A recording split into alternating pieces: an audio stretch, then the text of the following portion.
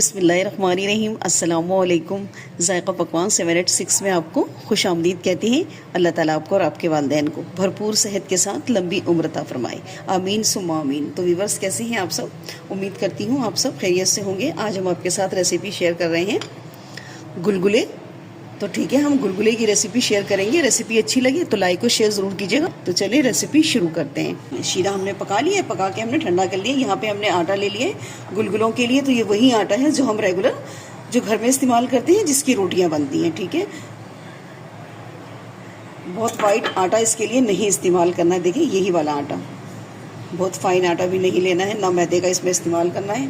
तो 2 कटोरी मैंने आटा ले लिया है और इसमें हमने 3 चम्मच, देखिए मैंने भर भर के खाने वाले 3 चम्मच सूजी के लिए हैं। तो सूजी डालेंगी ना तो इससे आपके गुलगुले बहुत अच्छे बनेंगे, जो बाहर से कुरकुरे होंगे। और इसमें डालेंगे हम 2 टेबल स्पून भर के मैंने यहाँ पे कोकोनट पाउडर लिया है। देखिए गुलगुले तो आटे से भी बन जाएंगे ना, लेकिन अच्छे टेस्टी गुलगुले खाने हैं ना तो फिर इस तरह आपको बनाने पड़ेंगे, ये सारे इंग्रेडिएंट डाल करके। और 2 चम्मच मैंने यहाँ पे सफ़ेद तिल ले लिए। ठीक है, हमारे यहाँ जिस तरह गुलगुले बनते थे शादी ब्याहों में, खैर अभी भी बनते हैं, तो इसी तरह से बनते हैं। अब हम क्या करेंगे, इसके अंदर सौंफ डाल देंगे। 1.5 टेबल स्पून मैंने यहाँ पर सौंफ ले लिया। और सौंफ को मैंने हल्का सा कूटा है, बस इतना कि सौंफ ना 1 में से 2 हो गया है। ठीक है, क्योंकि इसका फ्लेवर बहुत अच्छा आता है जब इसको आप थोड़ा सा कूट लेते हैं। अब जो हमने गुड़ रखा था ना पकाकर, तो गुड़ को हम छान के यूज़ करेंगे। तो गुड़ को छानना बहुत ज़रूरी है। वैसे तो मैंने इसमें इलायची डाल दी है, इसके छिलके वगैरह निकलेंगे, लेकिन गुड़ में भी कुछ तिनके वगैरह होते हैं ना, तो वो निकल आते हैं छानने से। तो अभी हम थोड़ा डालेंगे, पहले हम इसको अच्छे से आटे को मिक्स कर लेंगे, फिर आहिस्ता आहिस्ता हम गुड़ का पानी शामिल करेंगे इसके अंदर। चलिए, अब जो बाकी बचा था ना वो भी हम इसमें शामिल करेंगे। थोड़ा सा मैंने और बचा लिया है, क्योंकि अभी इसको हम ज़रा सा मिक्स कर लें। बहुत ज़्यादा पतला इसका बैटर नहीं बनाना है। देखिए बहुत ज़्यादा पतला अगर ये बन गया ना इसका बैटर, तो क्या होगा, जब कढ़ाई में डालेंगे ना तो कढ़ाई में जाएगा ये और नीचे जाके ना फैल जाएगा, गोल नहीं बनेगा।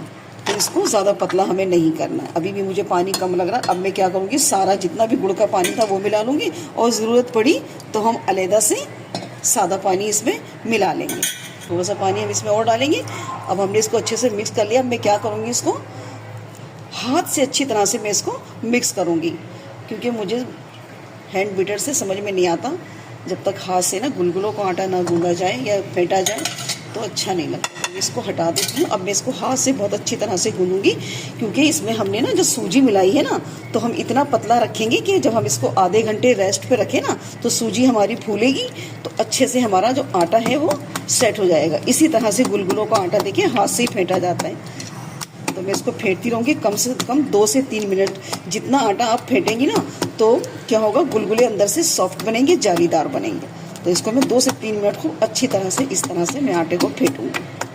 चलिए देखिए, गुलगुलों को आटा मैंने अच्छे से फेंट के और रख दिया। और देखिए मैंने इसमें कोई बेकिंग सोडा या बेकिंग पाउडर का इस्तेमाल नहीं करा है, क्योंकि मैं इसको 1 घंटे का कम से कम इसको रेस्ट दूंगी। अगर आप फ़ौरन पका रही हैं ना हाथ के हाथ, तो फिर आप इसमें बेकिंग सोडा यानी खाने वाला सोडा डाल सकती हैं। तो मैंने तो नहीं डाला है, तो बस मैं क्या करूँगी, इसको 1 घंटे के लिए रख दूँगी। अरे देखिए, आटे को हमने रखे हुए कम से कम इसको 40 से 45 मिनट मैंने आटे को रख लिया था। ठीक है, अब हम क्या करेंगे, इसको एक दफ़ा और हैंड बीटर से ना इस तरह से थोड़ा सा और फेंट लें, ताकि अच्छे से और ये आटा सेट हो जाए। माशाल्लाह देखिए अभी से कितना अच्छा आटा हो गया, और बिल्कुल देखिए कितनी ज़बरदस्त इसकी कंसिस्टेंसी आ गई है। बहुत पतला होगा ना तो फिर क्या होगा, चपटे चपटे आपके गुलगुले बनेंगे। तो बस अब यहाँ पर हमने दूसरी तरफ हमने वो तेल भी रख दिया है गुलगुलों को फ्राई करने के लिए। देखिए तेल को मैंने अच्छा सा तेज़ गरम कर लिया है। ठीक है, और जब मैं गुलगुले डालूंगी ना इसके अंदर, इस तरह से देखिए हाथ से उठाती जाएं।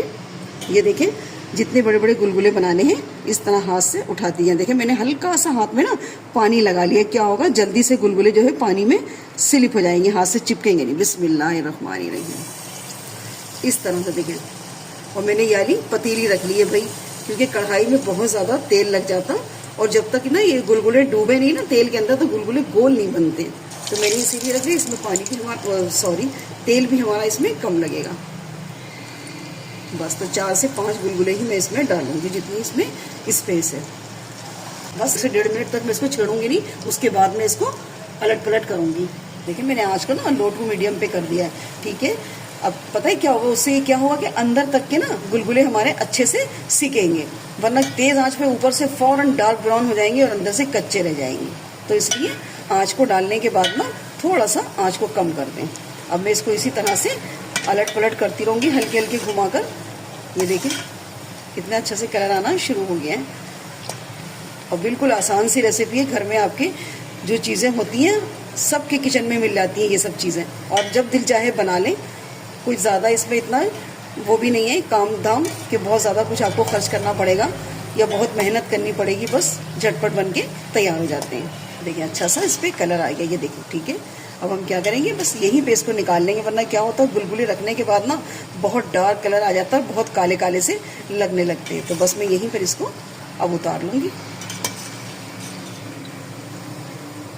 देखिए कितने गोल गोल बने। अगर तेल भी कम होगा ना आपका और बैटर पतला होगा, दोनों सूरतों में ना आपके गुलगुले जो ना चपटे चपटे से बनेंगे, तो वो गुलगुले नहीं लगते, वो कुछ और ही लगने लगते हैं फिर।